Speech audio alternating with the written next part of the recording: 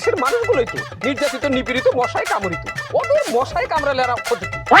আমি 16 কোটি টাকা পেয়েছিলাম এই মশা নিধনের ওষুধ দেওয়ার জন্য। হ্যাঁ, 1 কোটি টাকার ওষুধ আমি দিয়েছি, ওইখান থেকে আমার কর্মচারীরা কিছু মেরেছে, আর বাদ বাকি 15 কোটি টাকা।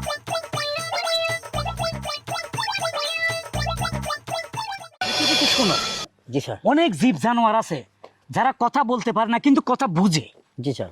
তোমাকে আমি একদিন বলছি কোনোদিন মিথ্যে কথা বলবা না, স্যার। সদায় সত্য কথা বলবা। জি আর স্যার। তুমি তো জানো আমি একজন বৈজ্ঞানিক, জি স্যার। কত পরিশ্রম করে আমি এটা আবিষ্কার করছি। জি স্যার।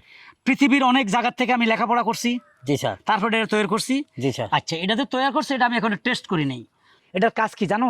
কি স্যার? তুমি পৃথিবীতে যত বড় মিথ্যাবাদী হও, এটা যখন তোমার মাথায় আমি ঢুকিয়ে দিব, তুমি গড়গড়ায় সত্য কথা বলে ফেলবা। এই মেশিনটা আমি এই জন্যই বানাইছি, ঠিক আছে? আচ্ছা। কিন্তু মেশিনটা তো পরীক্ষা করার দরকার। আচ্ছা, তোমার দিয়ে পরীক্ষা করি। আচ্ছা, তোমার একটা কথা জিজ্ঞাই, কিছু লোকে বলে এই তুমি নাকি গাঁজা খাও। জি স্যার। কে বলছে স্যার? মানুষ বলছে। মানুষের কথা কখনো কানে দিবেন না স্যার। মানুষ বলে আপনার সাথে যে অ্যাসিস্ট্যান্টটা ঘুরে আপনার এত বদমাশ বেয়াদব, এ তো গাঁজা খায়। বলতে হবে, কারণ আপনি কে? আমি একজন বৈজ্ঞানিক, আপনি কে? একজন সায়েন্টিস্ট। আপনাকে চায় না যে আপনি বাংলাদেশে একটা উজ্জ্বল মুখ হন, ইয়াল্লাই আমার মধ্যে একটা দণ্ড লাগাই। ওকে ওকে, তুমি সত্য বলছো নাকি মিথ্যে বলছো তার প্রমাণ এখনো হয়ে যাবে। জি স্যার। ঠিক আছে? আচ্ছা, কি স্যার? রাত দাঁড়াও, এটা মাথা দিয়ে আমি জিজ্ঞেস করবো। এ শামিম, তুমি নাকি গাঁজা খাও? ইয়ে স্যার, 3 বেলা খাই। সকালে খাইছি, দুপুরে খাইছি, লাগতে যায় খামো আগানে বাগানে জঙ্গলে। এখনো 2 ফোঁটা পকেটের মধ্যে আছে স্যার। গাঁজা ছাড়া নাকি তুমি বাঁচো না? ইম্পসিবল স্যার, গাজাই আমার জীবন, গাজাই আমার জীবন স্যার গো, গাজাই আমার মরণ, গাজা ছাড়া চলতে পারবো না। ঠিক আছে, এই যে সব সত্য কথা স্বীকার করছো। হ্যাঁ, তুমি বলছো 3 বেলা গাঁজা খাও। আমি বলে ফেলছি। বলে ফেলছো গাঁজা তোমার জীবন, গাঁজা তোমার মরণ। এই যে আমি সাকসেস, আমি বৈজ্ঞানিক হিসেবে সাকসেস, আমার মেশিন কাজ করতেছে। শুনো, আজকে এক ভুয়া নেতার ইন্টারভিউ চলতেছে দক্ষিণ পাড়া, বুঝছো? জি। ওই নেতার সত্য কথা সব বাইর করবো। ওই নেতা খুব ছাপা মারে, এই উন্নয়ন করেছি, সেই উন্নয়ন করেছি, দেশের উল্টাই ফেলেছি। এখন আমরা তার মাথায় দিলে গড় গড়ায় সত্য কথা বলে আসবে। ইয়ে কেমন কেমন? স্যার, এই কথা যে আমি বলছি আমার বাসায় বলিয়েন না স্যার। আচ্ছা, বলবো না, আর গাঁজা খাবা না, ঠিক আছে? ছেড়ে দিলাম। গো গো গো গো। মাইন সাহেব কেমন আছেন? হ্যাঁ, খুব ভালো আছি। ভালো থাকারই কথা, কারণ চারপাশে আপনার যে জনপ্রিয়তার হই হই ছই ছই চলছে, আসলে ভালো না থেকে কোনো উপায় নেই। তো বিগত বছরেও আপনি পাশ করেছেন, যদিও জালিয়াতি ভোট না কোন ভোট সেটা জানি না, কারণ ভোট তো রাত 12টার পরে হয়েছে। যাই হোক, আমরা আর ওদিকে না যাই। বিগত দিনে আপনি কি কি উন্নয়ন করেছেন দেশের জন্য এবং দশের জন্য? দেখুন, জনগণ আমাকে ভোট দিয়েছে, আমি পাশ করেছি। জনগণকে প্রতিশ্রুতি দিয়েছিলাম তাদের জন্য আমি কাজ করব, আমিও করেছি। আমার কাজের ভিতরে উল্লেখযোগ্য কয়েকটি কাজ হচ্ছে, 10 কোটি টাকা খরচ করে আমি ব্রিজ করেছি ব্রিজ কোথায় এটা? এনায়েতপুর ভাঙ্গার পাড়ে। আচ্ছা, তারপর ধরুন, মশা নিধনের জন্য সরকার আমাকে কন্ট্রাক্ট দিয়েছিল, আমি কোটি কোটি টাকা খরচ করে নগরকে মশা মুক্ত করেছি। মশা ধ্বংসন করতে কোটি কোটি টাকা? মশার ওষুধের অনেক বেশি দাম। তারপর আসুন, বন্যা দুর্গত মানুষদের জন্য সরকারে বরাদ্দ করেছিল অনেক কোটি টাকা।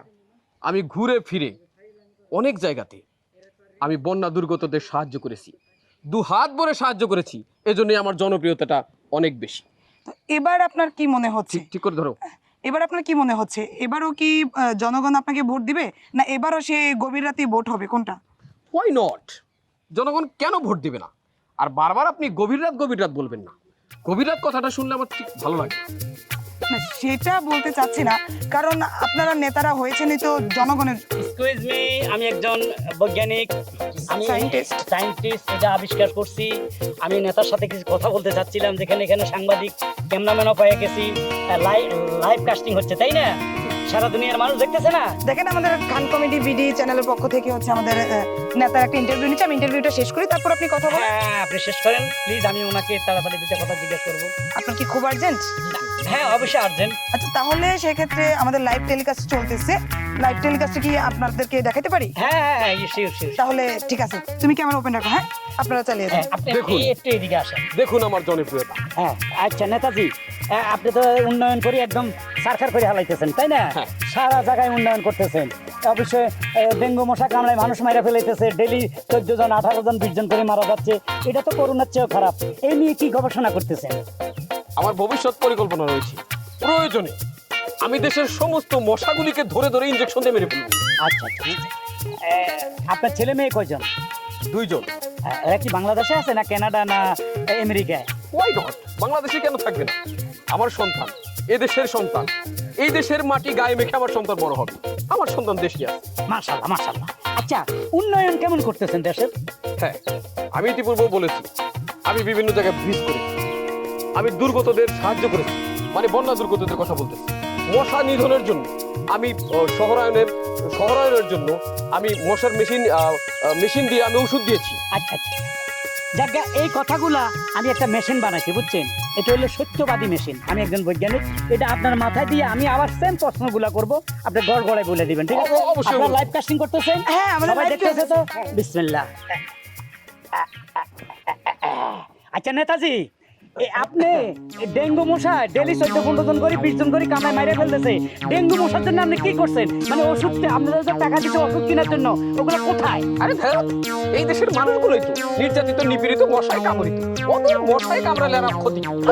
আমি 16 কোটি টাকা পেয়েছিলাম এই মশা নিধনের ওষুধ দেওয়ার জন্য। হ্যাঁ 1 কোটি টাকার ওষুধ আমি দিয়েছি, ওইখান থেকে আমার কর্মচারীরা কিছু মেরেছে, আর বাদ বাকি 15 কোটি টাকা। ওষুধ দিচ্ছেন না ধোঁয়া দিচ্ছেন? এই তো ধোয়া। ধোঁয়াতে ওষুধ মশা মরে না, তাই না? মশা মারার জন্য না, শুধু ওই টাকাটা হজম করার জন্য আমি একটু লোকজনকে দেখাই। ধোঁয়া দেখাইছেন, রাইট। আচ্ছা বলেন তো আপনার ছেলে মেয়ে কয়জন? 2 জন। 2 জন। এরা কি বাংলাদেশে আছে না কানাডা না আমেরিকায়? আপনার কি পাগলে কামড়াইছে? কেন? এই দুঃসহ এই দেশে আমার বাচ্চাদের এখানে মানুষ করতে পারবো? ওদের মশায় কামড়াবে, ওরা ঠিক মতো পড়াশোনা করতে পারবে না। সুইজারল্যান্ড পাঠাচ্ছি, 2 জনকে সুইজারল্যান্ড পাঠাচ্ছি। তার মানে আপনার সন্তানরা এই দেশও নাই, ভাবি সাহেবও নাই, আপনি মাঝে মাঝে আপ ডাউন করেন, তাই না? এই দেশে মানুষ থাকে, আরে আমিও তো থাকি। আমি শুধু আসছি টাকা কামানোর ধান্দায়। এই মাসে 3-4 দিন থাকি, বাদ বাকি সময় বিদেশে বউ বাচ্চার সাথে থাকি। আচ্ছা সায়েন্টিস্ট সাহেব, আপনার এই জিনিসটা মাথা থেকে, এই জিনিসটা একটা অদ্ভুত আমার কাছে মনে হচ্ছে। আমি ওনাকে 2-1টা প্রশ্ন করতে হ্যাঁ, এই জিনিস মাথায় থাকলে উনি সত্য কথা গড়গড়ে বলে দিবে। নেতা সাহেব, আপনি বলেছিলেন যে 10 কোটি টাকা দিয়ে ব্রিজ বানিয়েছেন, তাহলে এটা কোন ব্রিজ বানিয়েছেন, কোথায় বানিয়েছেন, আদৌ কি আপনি সত্যিই ব্রিজ বানিয়েছিলেন? অবশ্যই ব্রিজ বানিয়েছি, এনায়তপুর ভাঙ্গার পার ব্রিজ বানিয়েছি। এবং সেই ব্রিজে আমার অল্প কিছু টাকা খরচ করে ব্রিজ বানিয়েছিলাম, কিন্তু ওই মুষলধারে যখন বৃষ্টি পড়েছে, বৃষ্টি ভাঙ্গে পড়েছে। ব্রিজটা কি বাঁশের ছিল না ইট সিমেন্টের ছিল? বাঁশ আর ইট সিমেন্ট মিলাইয়ে করেছি। ছি, ছি, ছি, শুনছেন, ছি। এটা দেশের নেতা, দেখছেন? সুপ্রিয় দর্শক মণ্ডলী, আপনাদের উদ্দেশ্যে একটা কথা বলছি যে এই যে হলো আমাদের নেতা না খেতা সেটাই বুঝতে পারছি না। সে নাকি 10 কোটি টাকা দিয়ে ব্রিজ বানাইছে, তার কত বড় মিথ্যা কথা বলতে, তার ছেলে মেয়েরা সুইজারল্যান্ড থাকে, সে বলে বাংলাদেশে। মানে পিছনে কত যে সরকারের সুনাম গায়, কত ভালো ভালো কথা বলে, আর এই সুশাসনের আড়ালে যে কত বদমাইশি করে, এটা আসলে এই টুপিটা না পড়লে আমরা বুঝতামই না। এটা হলো আমাদের বিখ্যাত সায়েন্টিস্ট, যদি আমি নামটা জানি না, ওনাকে আজকেই ফার্স্ট একটু এক্সকিউজ মি, শুনেন। দেশের কথা ভাবেন, বিদ্যুতের কথা ভাবেন, কারেন্টের কথা ভাবেন, ডেঙ্গু মশার কথা ভাবেন। আল্লাহ দোয়া দিয়ে আর কিছু ভাববেন না। দেশকে উন্নয়ন করেন, বিদেশে টাকা পাচার করবেন না, মনে থাকবে? কেন আমি কি উল্টা পাল্টা কিছু? সব হইলে ফেলছে। পুরাই কইছে, হ্যাঁ? পুরাই।